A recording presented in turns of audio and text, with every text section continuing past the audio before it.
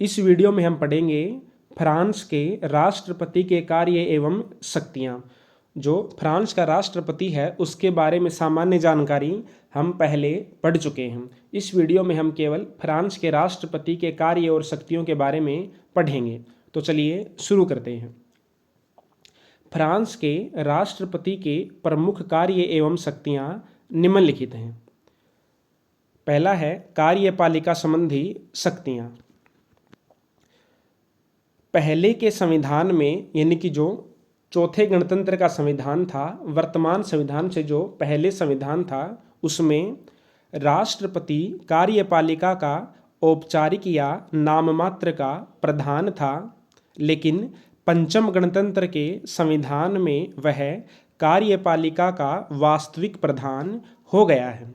तो जो वर्तमान संविधान है, जिसको हम पंचम गणतंत्र का संविधान भी कहते हैं, उसमें राष्ट्रपति के पास कार्यपालिका की वास्तविक शक्तियां आ गई हैं। जो पहले का संविधान था उसमें संसदीय शासन व्यवस्था को अपनाया गया था, और संसदीय शासन व्यवस्था में जो राष्ट्रपति होता है वो नाम मात्र का प्रमुख होता है, उसके पास कार्यपालिका की वास्तविक शक्तियां नहीं होती हैं। वह प्रधानमंत्री की नियुक्ति और मंत्रिमंडल का निर्माण करता है। तो जो राष्ट्रपति है वो प्रधानमंत्री की नियुक्ति करता है और अपनी मर्जी से करता है। वह किसी भी व्यक्ति को प्रधानमंत्री बना सकता है। राष्ट्रपति प्रधानमंत्री को कभी भी पद से हटा सकता है। राष्ट्रपति मंत्रिमंडल की बैठकों की अध्यक्षता करता है। मंत्रिमंडल की कार्यवाही पर उसका पूर्ण नियंत्रण रहता है। तो जो राष्ट्रपति है वो मंत्रिमंडल की बैठकों की अध्यक्षता करता है, जबकि सामान्यतः यह होता है कि मंत्रिमंडल की बैठकों की अध्यक्षता प्रधानमंत्री के द्वारा की जाती है। लेकिन फ्रांस में मंत्रिमंडल की बैठकों की अध्यक्षता राष्ट्रपति करता है। राष्ट्रपति की कार्यपालिका शक्तियों को दो भागों में बांटा गया है।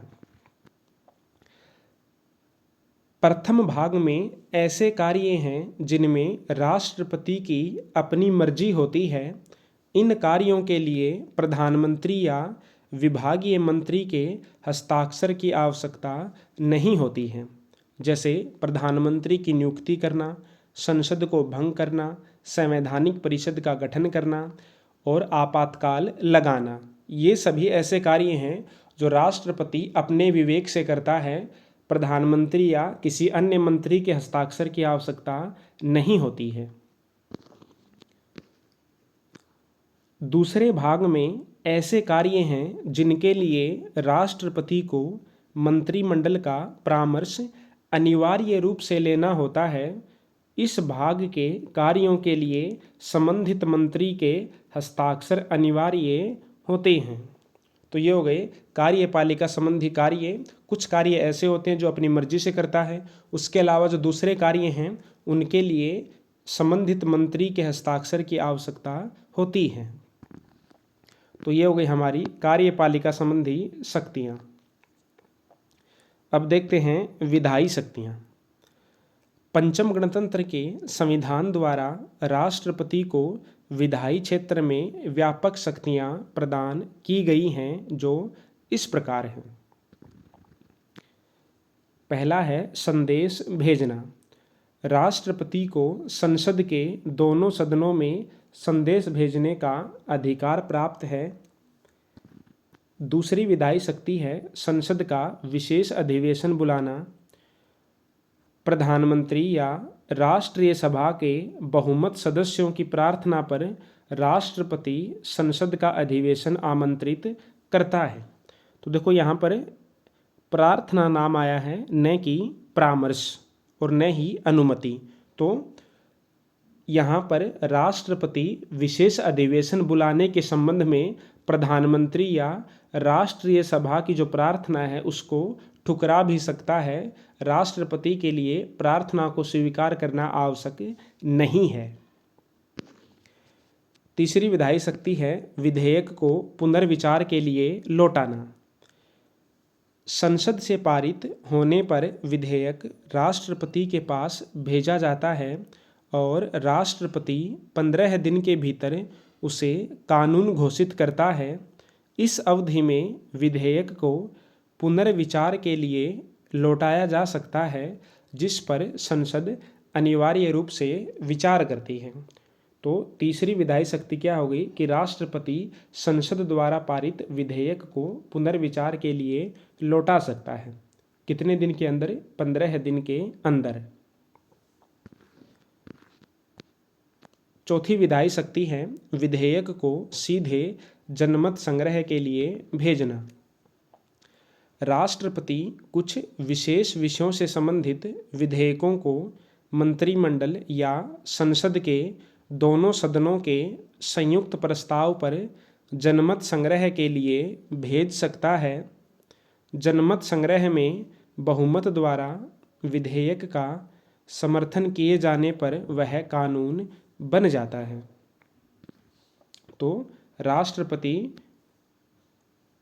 या तो मंत्रिमंडल के कहने पर या संसद के दोनों सदनों के संयुक्त प्रस्ताव पर किसी भी विधेयक को जनता के समक्ष मतदान के लिए रख सकता है और यदि जनता उसको साधारण बहुमत से अनुमति प्रदान कर देती है तो वह विधेयक कानून बन जाता है। पांचवी विधायी शक्ति है राष्ट्रीय सभा को भंग करना।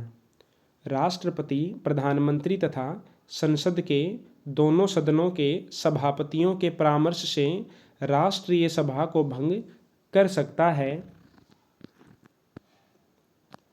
राष्ट्रपति के लिए केवल परामर्श लेना ही आवश्यक है, न कि अनुमति लेना। इसका मतलब है कि राष्ट्रपति जो दोनों सदनों का संयुक्त जो प्रस्ताव है या जो प्रधानमंत्री है उसके कहने पर राष्ट्रीय सभा को भंग करे, यह आवश्यक नहीं है, बल्कि अपनी मर्जी से भी राष्ट्रीय सभा को भंग कर सकता है। राष्ट्रपति की इस शक्ति पर दो प्रतिबंध हैं। प्रथम, राष्ट्रीय सभा के पुनर्निर्वाचन के बाद 1 वर्ष के भीतर राष्ट्रपति उसे भंग नहीं कर सकता। दूसरा, यदि राष्ट्रपति आपातकालीन शक्तियों के आधार पर कार्य कर रहा है तो राष्ट्रीय सभा को भंग नहीं किया जा सकता।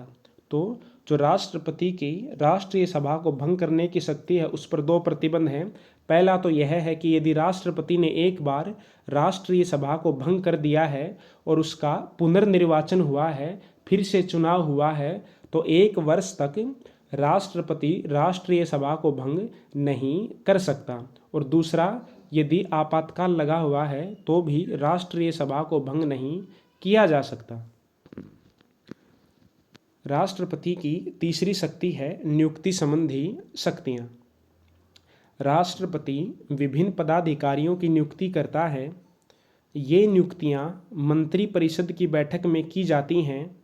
यद्यपि नियुक्तियां मंत्रिपरिषद की बैठक में की जाती हैं, लेकिन राष्ट्रपति इन नियुक्तियों के संबंध में प्रभावशाली नियंत्रण रखता है, क्योंकि मंत्रिपरिषद की नियुक्ति और कार्य संचालन राष्ट्रपति ही करता है।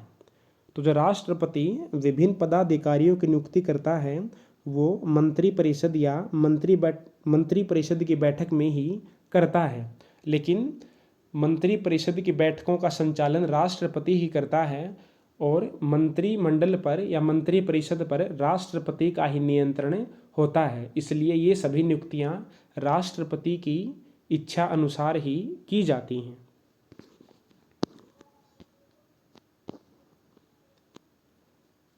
चौथी शक्ति है विदेशी संबंधों के संचालन की शक्ति।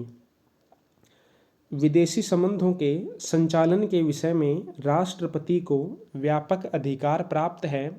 राष्ट्रपति राजदूतों, विशेष दूतों की नियुक्तियां करता है। संधियों और अंतर्राष्ट्रीय समझौतों के विषय में भी उसका निर्णयकारी प्रभाव रहता है। यद्यपि संविधान के अनुसार शांति संधि, व्यापारिक संधि, अंतर्राष्ट्रीय संगठन संबंधी संधियों की स्वीकृति संसद के द्वारा होनी चाहिए। तो संविधान में कहा गया है कि जो संधियां हैं उनकी स्वीकृति संसद द्वारा होनी चाहिए, लेकिन अंतिम प्रभाव तो राष्ट्रपति का ही रहता है, क्योंकि राष्ट्रपति कभी भी अपनी इच्छा से राष्ट्रीय सभा को भंग कर सकता है। इसलिए जब राष्ट्रपति चाहता है तो संसद स्वीकृति प्रदान कर ही देती है।